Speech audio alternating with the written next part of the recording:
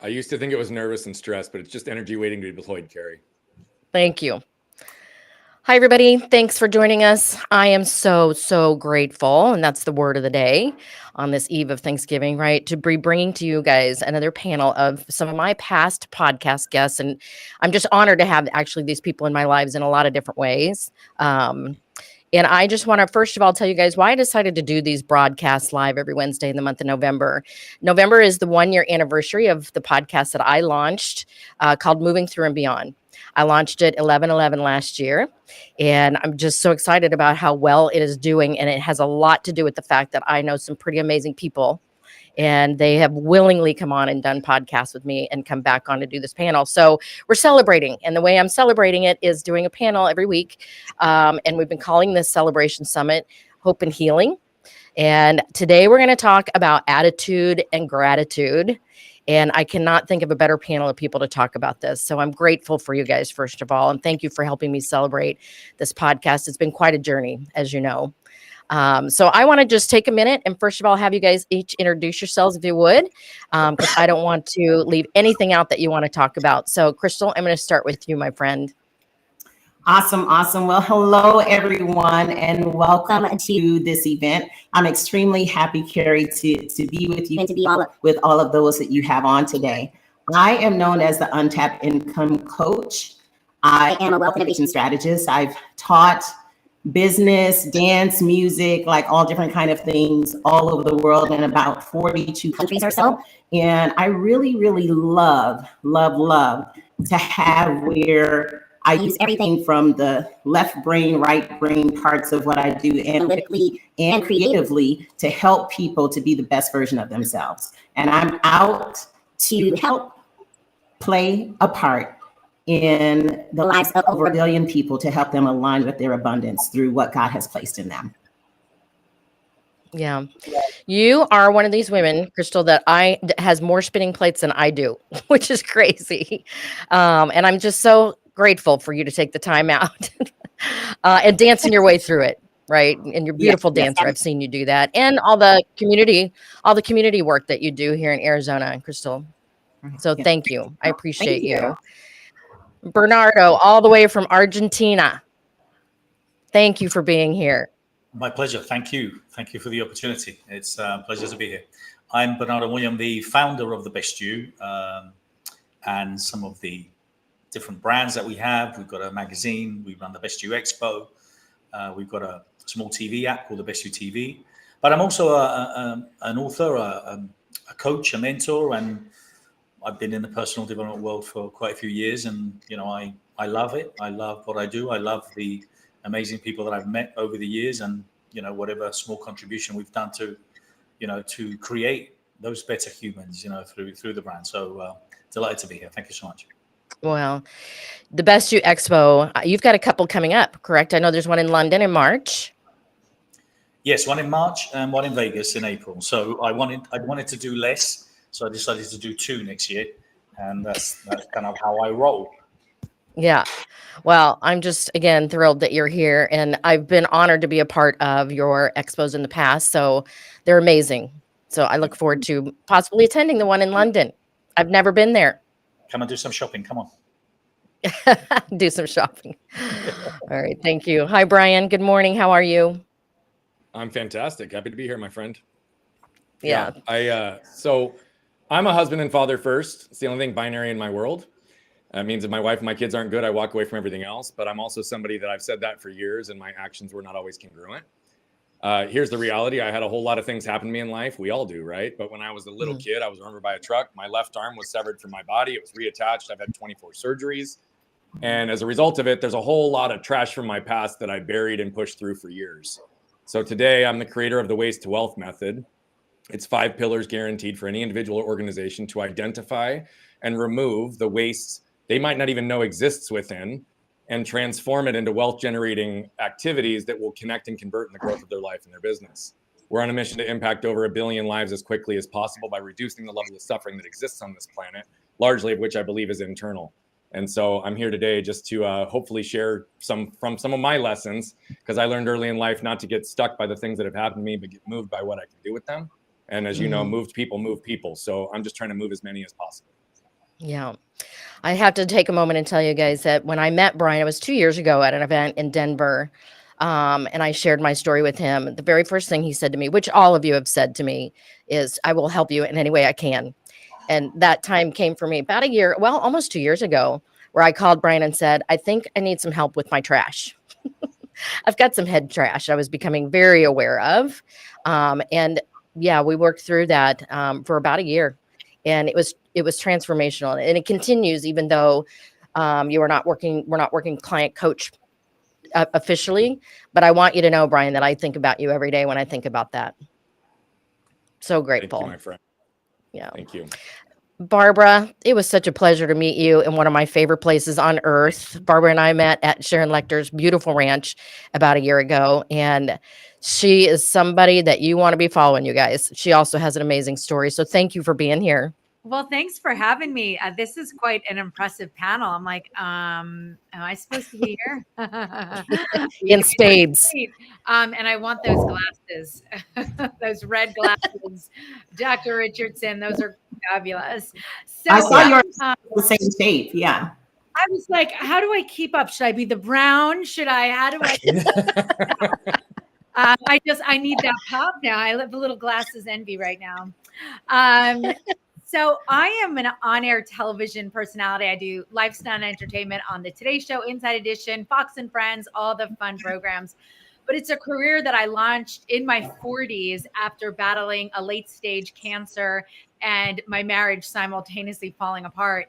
And what I found, as much as people loved like what I was sharing on TV and whatever, like every things that I would like curate and share, the biggest question I would get over and over again, they were like, well, I don't understand how you went from being a stay-at-home mom, a door-to-door sales girl in your 20s, to being a television personality on one of the most iconic programs on television.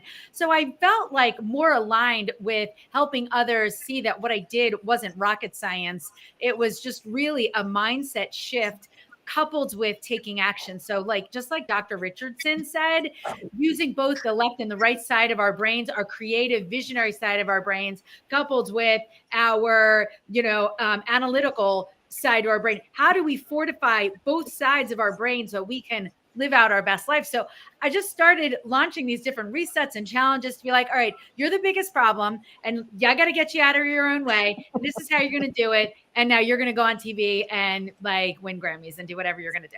So that's what I do. I'm a transformational keynote speaker, on-air television personality, cancer survivor, mother of 3, and living my very best damn life. Thank you. That's all. I am so fired up for this panel, you guys. Can you tell? I mean, and it's been outside of my control how the panels have come together and it can talk the same language, like you all talking about a lot of neuroscience and using the brain and changing the brain. And I'm thrilled that you all are going to talk a little bit about that. And, Barbara, I have to tell you that when Sharon told me you were coming to the ranch, because I asked her, well, I know anybody that's coming. And she kind of went through the list. I went, oh, Barbara Majeski's coming? Like, I've heard you several times in Clubhouse. So I was aware of you before you got there. So my big yeah. So I want to talk about attitude first, because I know you all have a lot that you can share around this, especially because of the life adversities that you've been through, which I want you to share more of.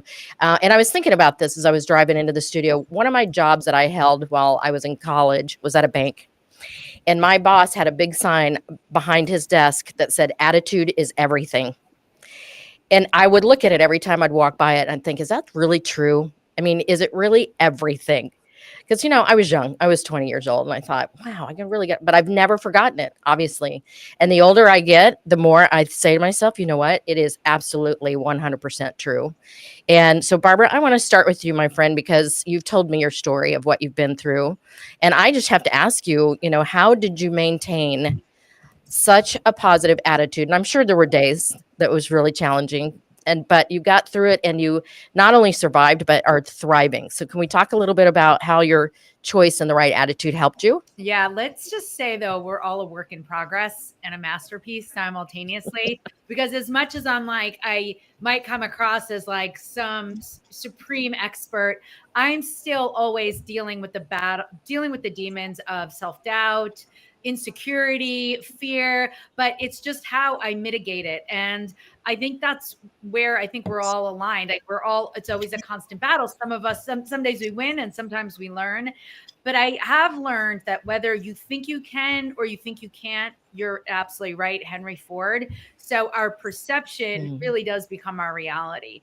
And I really had to change the perception of myself before I could change anything about what was happening in my life. So I always wanted to be on TV. Always. I was like, oh my God, I could see myself like hamming it up with Al Roker and like on the plaza kissing babies. And I could see myself there. After I read The Secret, I was like, oh, well, I want to be Bill Martin on the Today Show. And I went there in my brain and I was high-fiving the audience. I was doing all the things. But before the ink could dry, as I'm writing it down, I'm telling myself, oh, you're not smart enough. You're not pretty enough. You're not tall enough. You're not short enough. I'm just everything. Blah, blah, blah, blah. But after I was going through my cancer treatments, which by the way, I suck at cancer. Not my sport, not doing that one again. That chemo was crazy. But as I'm like on the edge of my, like confronting my own mortality, I swore if I ever got another chance and could pursue the things that I wanted to pursue, I would never talk myself out of anything again. I would rather fail in the pursuit than fail to pursue anything. And the only thing that changed from the time I read The Secret in 2004 till 2007, 16, 17, when I went on television, was my mindset. Like the neck up. Like I changed my attitude and that I didn't care if I failed. I cared if I tried. That I had to get over, like we're always so, how do you get over being embarrassed? Go embarrass yourself. Like I was like, I'm always so afraid to like make an ass out of myself. Now I've become very good at it. I'm okay with it. And I encourage more people to embarrass themselves every single day and get over it. Like fail in the pursuit, don't fail at even trying. I am so grateful for you saying that. Because, and I'm going to ask you guys to address this in a minute, but so many of our kids and our young adults right now are so fearful of moving in any direction for that fear of failure or the fear of how they're going to look. And it is a choice. And it's just inspiring to me, Barbara, that in the midst of everything you were going through, the cancer, the chemo, your divorce, I've heard you say this many times, dumpster fire time of life. So bad. How you just flipped the switch and said, you know what, not doing this. Game on. So thank you. All of it is kind of led me to higher ground. So I can't, what they always say, it's so true, but what happens to you can happen for you. And I'm a better person. I'm much nicer. I'm much funnier now that I've been through all the dumpster fires. I have so much more to talk about. I love that. Thank you, Barbara. Brian, I would love for you to share a little bit more of your story and how you made the choices early on in life, as a young boy, to change how you perceive your life. Yeah.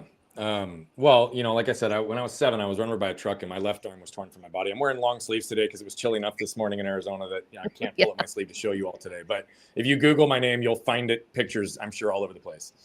All that said, I remember vividly feeling like I was in a dream for 24 to 48 hours. Right. And I remember once I woke up out of that dream, even at 7 years old, I had the narratives of feeling sorry for myself and wondering what my future was going to look like. And as we're sitting in the bed in the hospital, in the ICU, we started having families come up to us and saying, "We're so sorry for what happened to you, man. We're so sorry for what happened to you.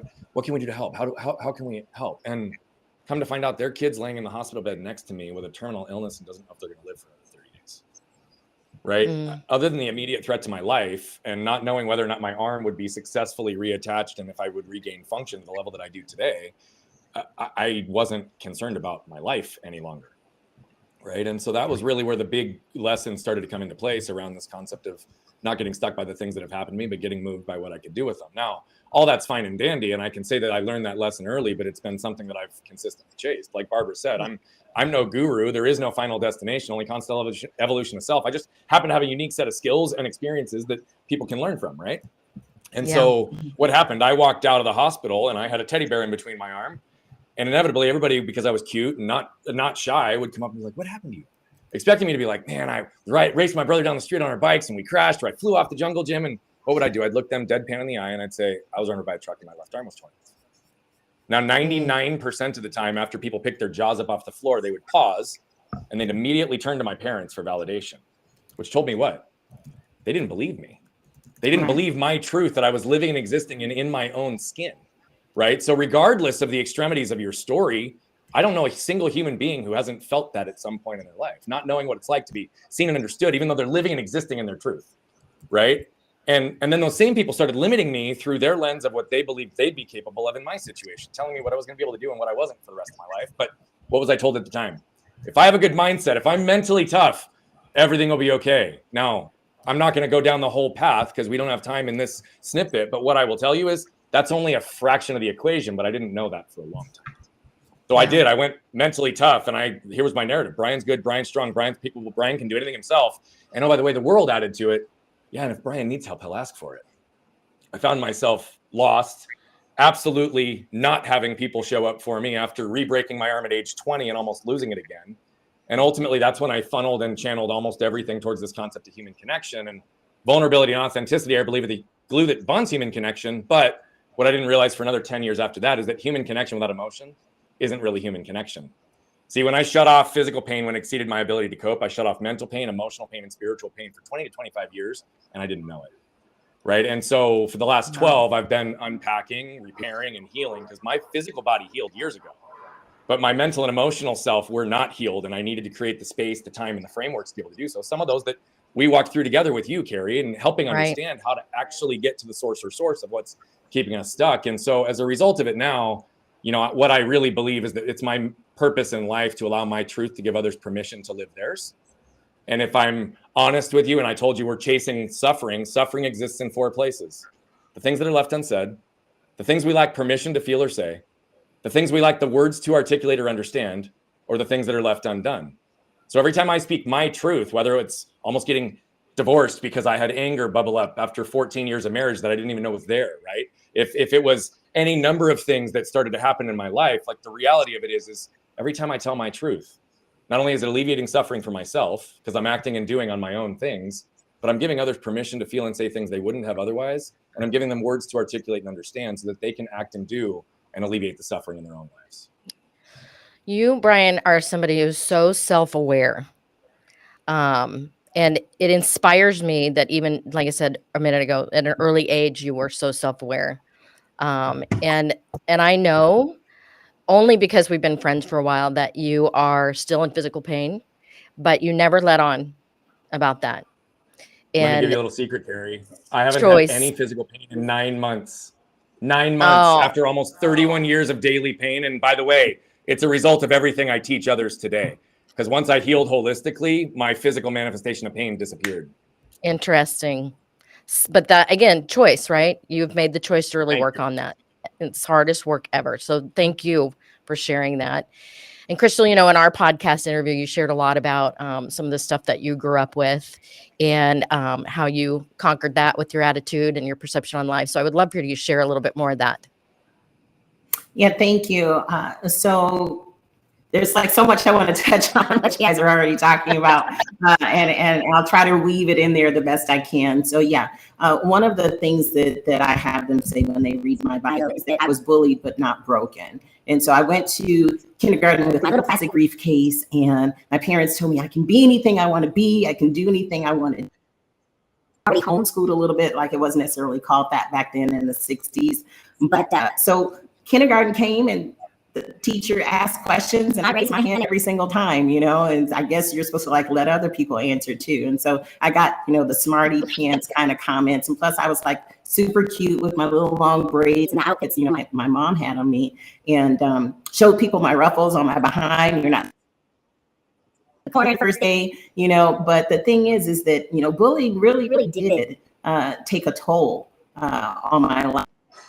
It caused me to focus on my studies, focus on dance, focus on music, focus on sewing, focus on climbing trees with the fellas, and all of those different things that we're doing. And so I say, we are supposed to dream big, but we need to do even bigger, because dreams don't mean anything if we don't put them into action. And so a lot of times when you look at, all of the different elements of cognitive thinking and how, when we teach our children, are we teaching them how to pay attention, how to read, and how to have that element in their life early? Because otherwise, if we don't, then we're not putting those dreams into action. And so we were talking before we came on, we're talking now about fear, and Barbara was saying some different things, that she goes through or went through too. And fear for me is fresh energy awaiting reset. Fresh energy awaiting reset. So if we can shift our feet and metamorphosize how we feel and have that attitude of gratitude, and everything is like, oh my gosh, like what's going to happen? Or, oh my gosh, what's going to happen? Like, just shift it. Then it is where we can use that energy to do anything. Yeah. Thank you for that, because it is a shift in perspective, especially around fear. I've learned that from all of my coaches that I've had and all of my mentors. It's just, and I have a woman I'm working with right now that every time I talk to her about something, yesterday, as a matter of fact, she's like, Carey, harness what's happening right now and change how you look at it. It isn't all your baggage. It's not all your trash, right, Brian? It's not all the voices in your head. Most people know that follow me that I have lost both my husband and my son in the past 9 years. And so I have to tell you, because I was with my husband for 30 years, you guys, that I still hear his voice in my head sometimes around things. And it is a shift of understanding that was then and this is now. And so it's constantly change. I love how you're asking everybody to harness that energy and shift it. Krystylle, it's so good. Thank you. Metamorphosize. I love the word Bernardo. metamorphosize. Okay, we're going to embrace that. Bernardo, how about you? Choice of attitude. How important? Is it everything? Yes, absolutely. Yeah. I mean, I agree with you. I think a lot of what you were sharing before, there seems to be so much fear and so many people just struggle to fail, and it's all part of the process. I think anyone that has gone through tough times and, hit rock bottom quite a few times, guilty, kind of like, this just makes you. And also, it's from those moments of darkness or where you reinvent yourself. It's where, obviously, it's where the real deal is. It's all there. And it's unfortunate that sometimes we just have to wait for those moments to happen, for us to understand how capable we are, Right. But it's all a series of conditions, isn't it? It's also, it's you shared, Brian, the holistic. It's a word that I use. It's the holistic approach. Everything that you do, everything that you say, everything that you eat, everyone you surround yourself with, also, Barbara, you were saying, I don't do that. Well, I just use that so many times, when someone, comes, are you jet lagged? You just got to the US. No, I don't do that. So it's like, someone give me some negative. Sorry, don't do that. And the whole hashtag no negativity. So yeah, it's just all about, digging deep. And I, you can really see the people that have, gone through challenges in life. But it is really unfortunate. And even looking at, a generation where not even going down to the 20-year-olds or, the teenagers now, even 30-year-olds now, they're in their mid 30s and they're struggling to find a path or really, discover, what are they going to do? And I don't know about all of you, but I can tell you at 30, I was starting another project and reinventing myself again, So I believe, and, that's kind of one of the things that I'm really focused on is in creating a new generation of leaders that can hopefully go out and inspire the world, because we all hold the flag of change. I'm saying, whoever of us has been chosen to share either through our podcast or through trainings or through the books that we write, we have that obligation, because we just don't know the ripple effect. We don't know the impact we're going to have. So we have to be consistent and relentless in spreading the word and encouraging people to step up and to learn from those experiences and challenges that we have in life, which is what makes us. So, I've gone through some loss and have had some personal challenges in my life as well. But I know it's definitely made me who I am. And you shared also, Brian, being vulnerable. One of the things I've been trying to do recently is express love more, talk about love, elevate consciousness. Because especially men, and we know that men is the biggest killer in the UK, so we need to open up. So it's there's a big job ahead. I'm so glad you said that, Bernardo. My panel that I had last week was all men on mental health. And we talked a lot about what's happening with men right now. And I've been watching you talk a lot about love and being more vulnerable. And I think that is a very huge thing. And I thank you for that. Because, I have 2 grandsons now. And it's a whole different world. And I want to talk a little bit about how we model this for our kids, because you've already talked a little bit about that, Bernardo. It's just, I think it's interesting, the collective wisdom here. We're all talking about how we are grateful for the pain that we went through because we wouldn't be who we are now. But at the time, going through it, I'm sure, I would have never said, I'm so grateful for this. But now I know, this was a part of my path, as you guys have had your paths as well. And I am reinventing myself. It's interesting. I spoke to a group of high schoolers, you guys, in last April. They brought me and several speakers in to do workshop for the kids. And of course, I did a workshop on vision, how to have a vision for your life, how to write it. Obviously, nobody's ever asked them to do that. And when I asked them to write it and how they felt about it, most of them said they were scared to death to go in any direction in their life. Because 2 things. Number one, what if they did it and it didn't work out or they failed? Or the second bigger thing was, what if I went in that path and I can't get out? And what they don't understand is that they don't understand the reinvention thing, that they're going to be down one path and that's going to be it. I'm 61 and I'm reinventing myself. And I told them that. I said, you guys, do you have any idea how many times I've reinvented myself? It's just a choice and it's an understanding, but we need to pass that wisdom down. And so, Brian, I'm going to start with you and I'm going to ask you, because you have, an 8 and a 10-year-old. How do you teach them about life perspective and attitude?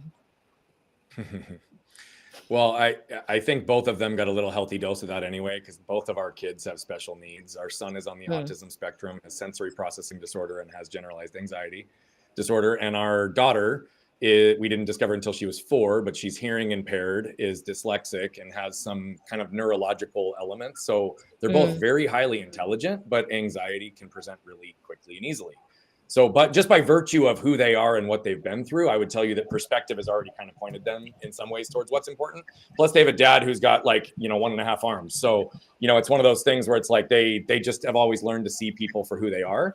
However, my wife and I have said always from the time that our kids were born that we really had just a couple basic goals, knowing that we're going to screw them up in some way that we are unconscious to, and we're going to do the best we possibly can. So our goals were really always this. We want our kids to 100% know who they are, right?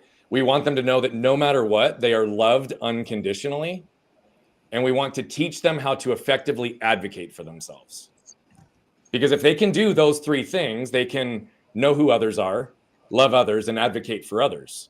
And so far, we've just really tried to empower them with words, with knowledge, understanding really that we all have different perspectives in how we operate. And so approach things from a place of wonder, place of a curiosity. And how do we connect with individuals? Because at the end of the day, we're all essentially the same.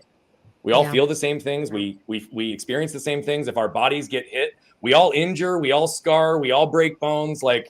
Right? Every one of us is the same, yet we're in such a divisive world. And so we're trying to teach our kids to ask questions, to explore, not to necessarily have a strong set of beliefs other than in themselves, because you and I both know that from the time most kids are born, they're the brightest, most authentic burning light. And then their parents, teachers, coaches, employers start saying, you should do this, you shouldn't do that. You should be this, you shouldn't be that. You should want this, you shouldn't want that. You should have this house, this car amount, this amount of money, this kind of career, right? And should's a shame-based word because it implies whoever you are, whatever you're doing, you're not good enough.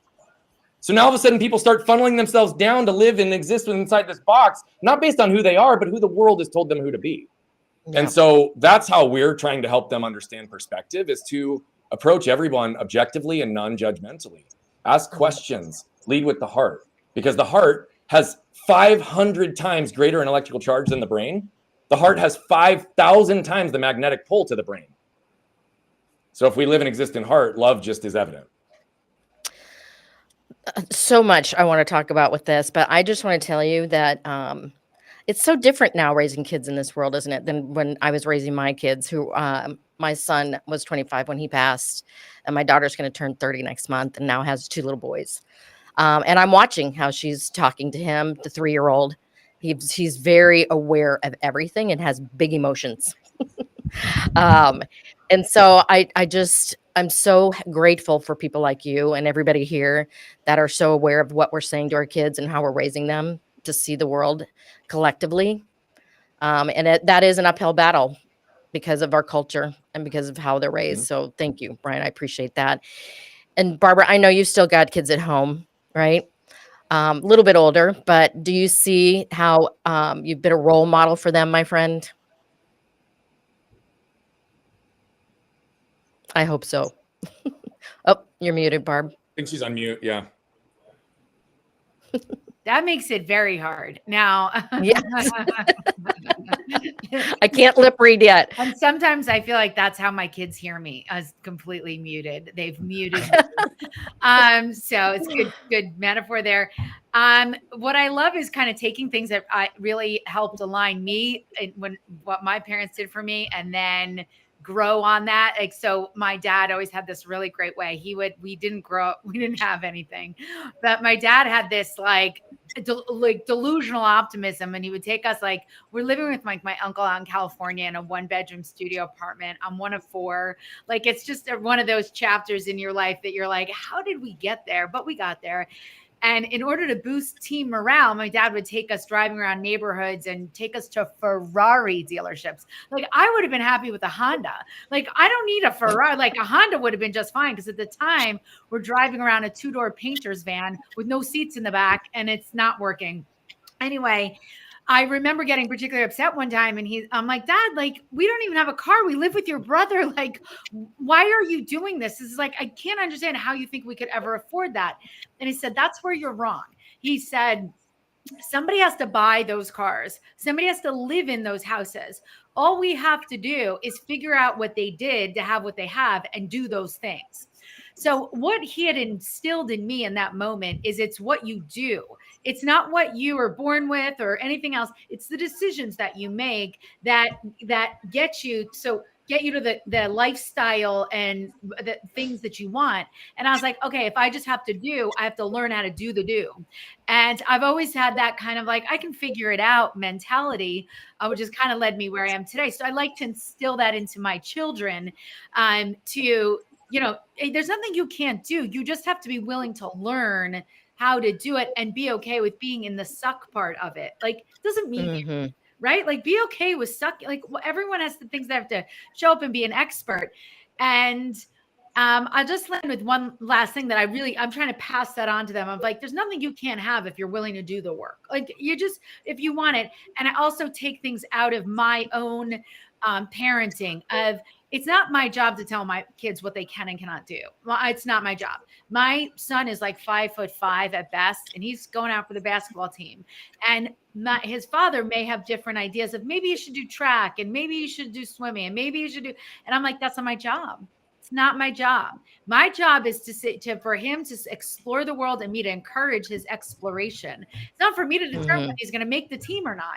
It's my job to say, go for it. My daughter wants to be a roller skate instructor. Amazing. An alligator tamer. Amazing. It is not my job to I don't know, project what I think is living a great life onto my children.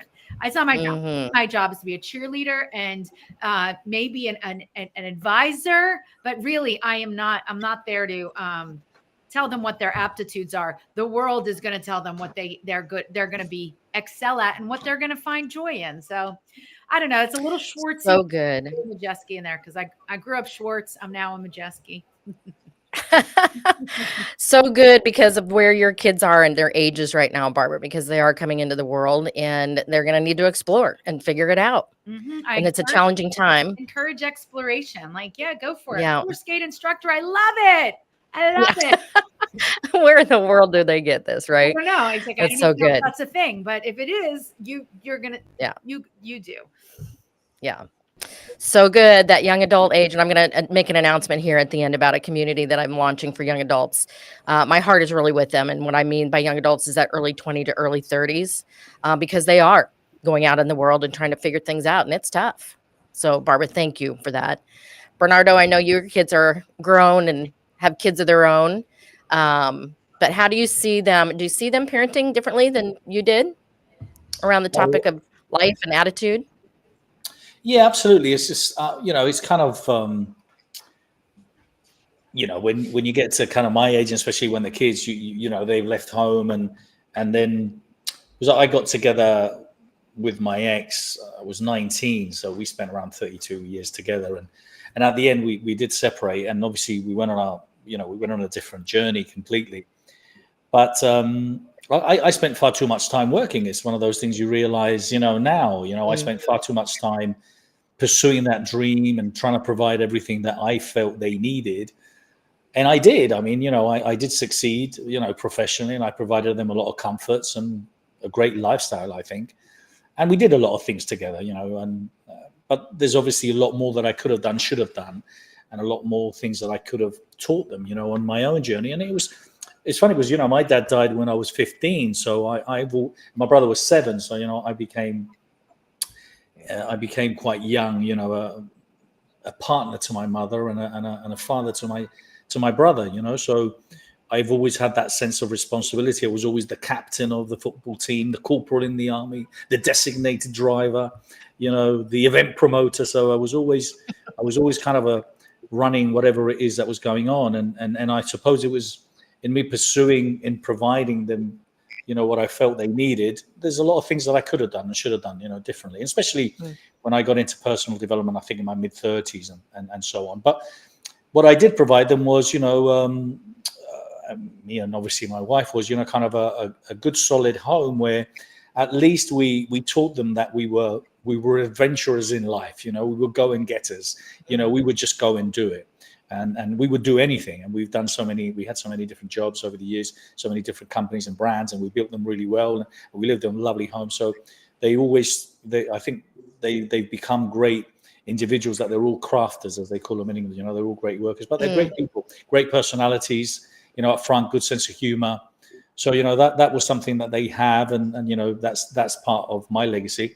I mean, my middle son, who's the only one who has a daughter, they're very different in the way that, the way they teach her daughter regarding, they're very detached to gifts, to things, to possessions.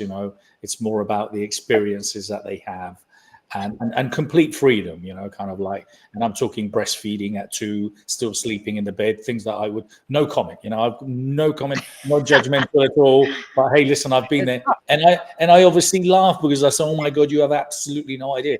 I remember my son ringing me one day, says, I understand now why you used to come home and have a few drinks. I had 3 kids by the age of 28, so, and he's just got 1. He has no idea how much more he still has to come, but no, I think they are really teaching my granddaughter some beautiful skills, and it's all about humanity. I think a lot of the things that they're really involved in is whatever helps the planet, whatever helps the environment, whatever helps create better humans, and that's, again, if we look at the world, how disrupted, how much anger there is, how much disputes there are related to, to religion, to gender.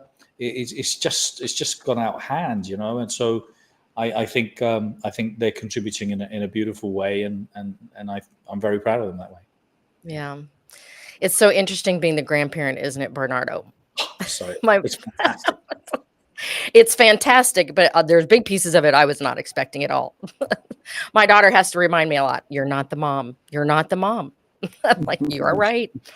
So thank you for that. Yeah, it is a whole different way, and they're going to do it their way. And I like you, just applaud them. I'm really proud of them and how they're raising their little boys. And I'm just grateful to be a part of it and see how they're raising them with a different perspective in life. So Krystylle, I want to shift gears here in a minute and talk about gratitude, but I'd love for you to just weigh in on, what you feel like your daughters learned about life and attitude as you were raising them, because they're both thriving adults now. Mm-hmm.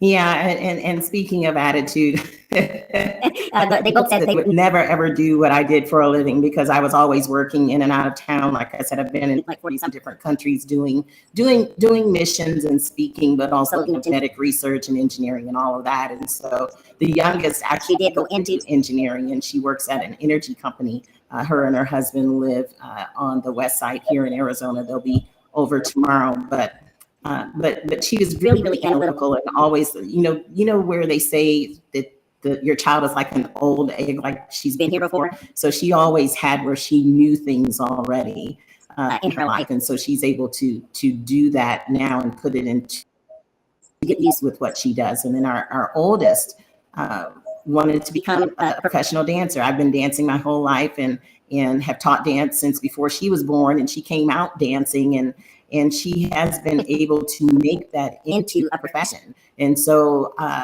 Barbara was talking about what the roller skating, she might be roller skating instructor like in the world. Like you just never been on with Bruno Mars, Pitbull, Ariana Grande, Beyonce, like all these different people. And even the Christian Louboutin saw her in Paris, and then he flew her first class to dance for the birthday party of the Princess of Monaco. And she's on now in Vegas for the next 6 months with, I always get it wrong, Kylie Minogue, whoever it is. And she's the opener for that. And not just dancing, but doing some things on the mic and stuff too. So, you just have to encourage your kids and allow them to experience as many things as they want to experience. You're like, oh, I tried that, didn't like it, tried that, did like it. And then however you just encourage them, and you just never know, what they'll be. On social media, some of the statistics talk about, that there's like 60% of the youth still feel lonely, even though they're on social media every day. And like 912 million people worldwide are diagnosed with anxiety and depression disorders, but those are the ones that are diagnosed. There's so many walking around undiagnosed. So it's really where we need to do our best to give them the leeway to do what they love and just support and pray to God that it comes out to be, something that they can make a livelihood. And even if they can't, they can still come over for Thanksgiving dinner. And still be loved and encouraged, right? Yeah. I know the biggest thing for me when I was raising my kids is that I was in the network marketing world for many, many years. I started when I was pregnant with my daughter. My son was 2. And so I worked from home, and I always had a big whiteboard, right, of my goals for the month and all the things, positive affirmations. And so my kids saw me struggle a lot because there were a lot of days where I just did not want to do it anymore. I was done. Right. But I kept going because the biggest thing for me is I didn't want them to get the example that quitting was an option. Because I knew as adults, they were going to have days where they weren't going to want to quit. So I applaud you guys. Thank you so much for just being such a great example for your own kids and knowing how important it is for them to be the example. So we're on the eve of the holidays. For those of us in the United States, it's Thanksgiving tomorrow. So it's all about being grateful and gratitude. And I've learned a lot about this in my life, and I can't wait to hear from you guys what it is that you believe having a grateful heart and gratitude practices, how important it is. Just like attitude is everything. I really believe that if I don't start my day in gratitude, the day is different. It changes everything. It changes my mindset. It changes my energy. It changes everything. So, Brian, I'm going to start with you, Krystylle. So talk to me, since I just ended with you, about your attitude of gratitude. What do you do to stay in a grateful mindset? Yeah, so that it's interesting. It has changed, from time to time over the years. We all evolve, right? In what we're doing. And at Think and Grow Rich, I met David Meltzer, and I'm real competitive. And so, he's the gratitude guy, and he had a challenge that he would he would give some free coaching or something if you did like the morning and the evening gratitude. I'm like, well, I'll already do that, but I didn't do it that he's doing. And then when I did that, I was like, wow, like it really changed. It really changed my life. And I already had where I would affirmations and different things, but just having to back down from just it's a competition to really embracing what he was saying, it did actually make a change. And so I do on different posts that I have call myself Lady Gratitude, because I really believe that God has put me here for a reason. And so it is where, as we have our morning routine, our during the day routine and evening routine, having that attitude of gratitude and sharing that, because we never ever know who needs it. Sharing it is very important too. And I just want to say real quick, like sometimes I will put in my phone. I try not to hit enter. Sometimes I do, but if it's 3, 4, 5 o'clock in the morning, I will draft messages on my phone for 10, 20, 30, 40, 50 people actually. And then when it's a decent hour, I will send them out for people that, I was just thinking about them. So it's not to everyone, all the 2,500 and some people that are in my phone, but it's just to specific people that God has placed on my heart. I'll stage those messages and send them out. And some people are like, wow, I really, really needed that today. And one even said that they were even contemplating suicide, Carey. And so you just never, ever know, what your words of gratitude, how they. Thank you so much for that. We need so much more of that for us to follow that prompting, right? If you think of somebody, just text them, call them, pick up the phone the way we used to. Just call. Yeah, it's just amazing. And I have people in my life that send me random messages like that, and they're the exact message I needed right at that moment. So, and yes, huge fan of Dave Meltzer. Brian does work with Dave, and they go live every Monday together on Instagram. So you guys want to follow that. Super inspiring. So thank you, Krystylle. Bernardo, how about you? Gratitude practices. Yep, you're muted. You're on mute, brother. Sorry. Yeah, it's something I've been doing for quite some time, actually. I think for a number of years. I understand how relevant and important it is. But it's part of my daily meditation. I'm always grateful, and I always start with the very, very simple things. It's just simply having a home and a bed and hot water and limbs, and eyes and so kind of, because when I've hit rock bottom, I've always kind of used this as who would give everything they have, and they might not have anything, to be in exactly the same position that I consider terrible today, and when you look at what's happening nowadays in Israel and Gaza, and your heart just breaks, and you think, oh my God, if that was me with my family, where all you really want to do is just keep them alive, so kind of it's very simple to be centered very, very quickly if we simply listen, and we have to be grounded, and it starts with being grateful for everything that we take for granted. Simply grateful for waking up. Oh my God, I woke up today, this age, kind of where we're getting at. This is brilliant, and I no, listen, I mean, it's so true. It's so true. My dad passed at 54. I always had that anchor in my head, will I get to 54? And then I really changed dramatically from the age of 54, because it was my breakout moment where I wanted to do so many things that he unfortunately wasn't able to do. So, a lot of the things that I'm living today. So grateful for what I have, grateful for who I am, grateful for everything that I've experienced. And simply just put things in perspective, and that takes us on a journey of, hey, this day is going to be absolutely amazing. So it's not a bad place to start.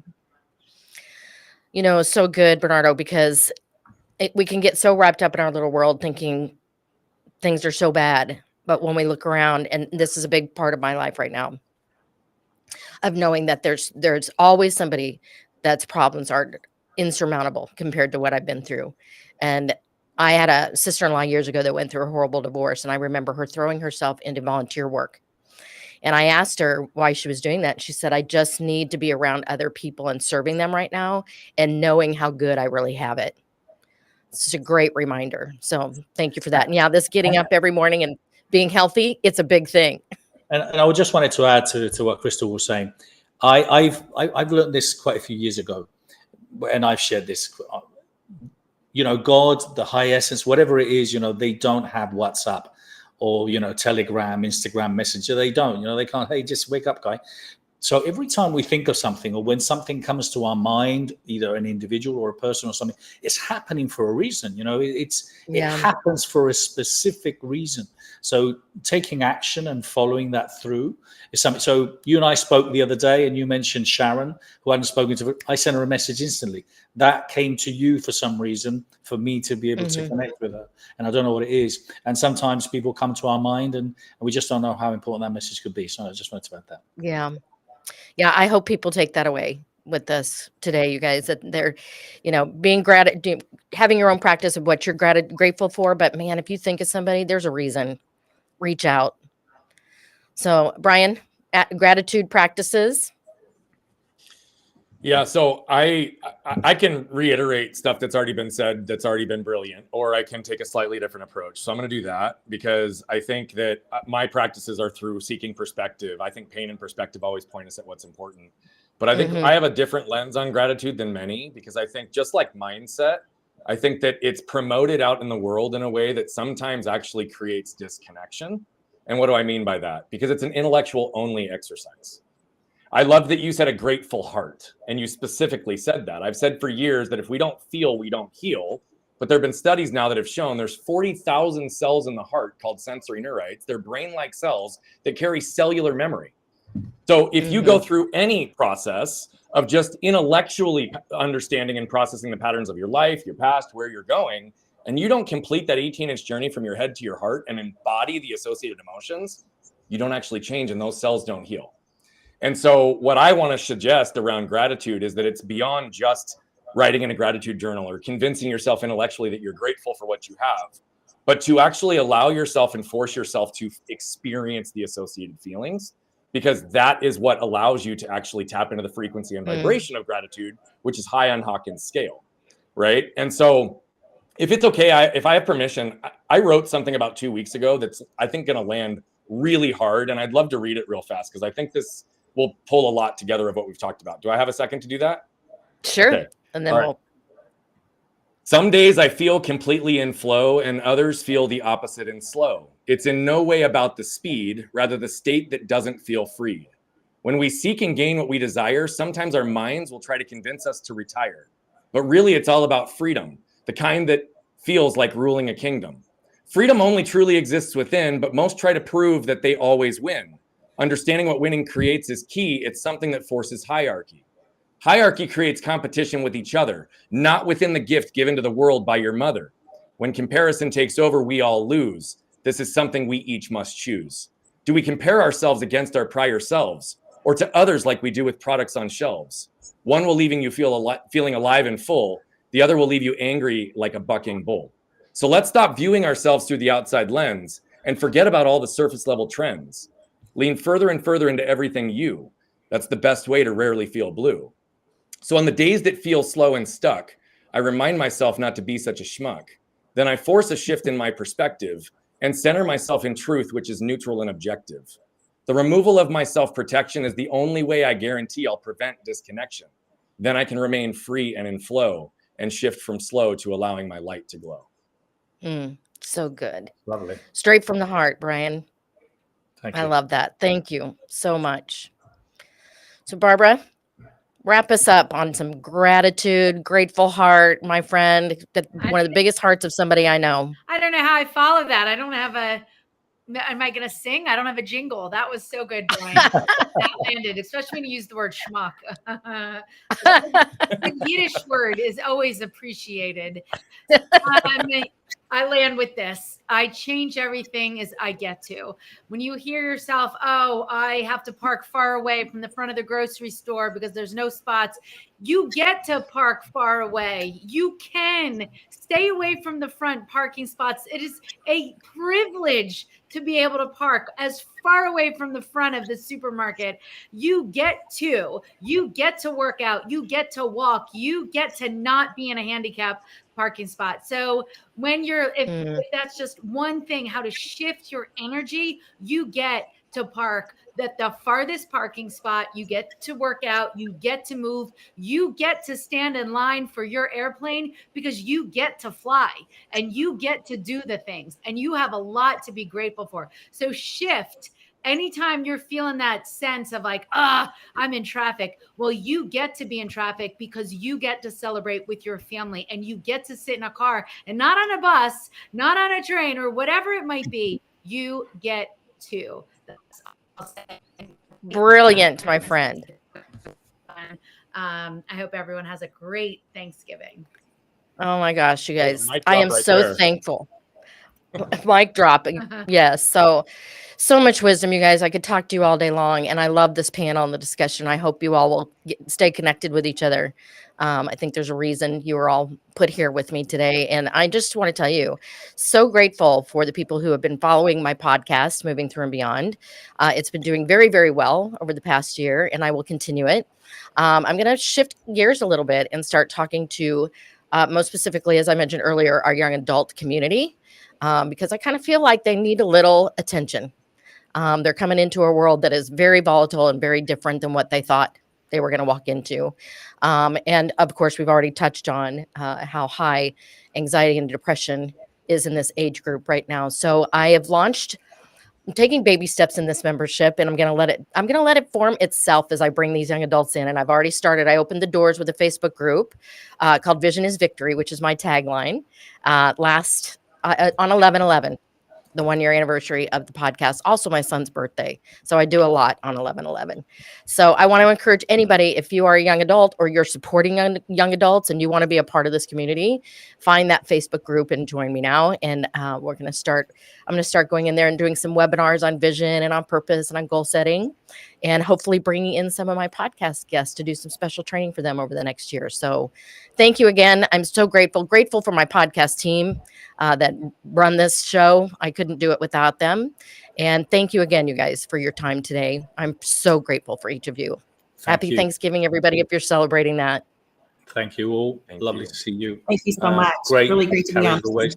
And congratulations. Congratulations with your podcast and the year. Oh, thank you, guys. I couldn't do it without you, truly. Thanks, Carey. Yes, you Hang could. tight so Thank you. we end the broadcast and we're all good.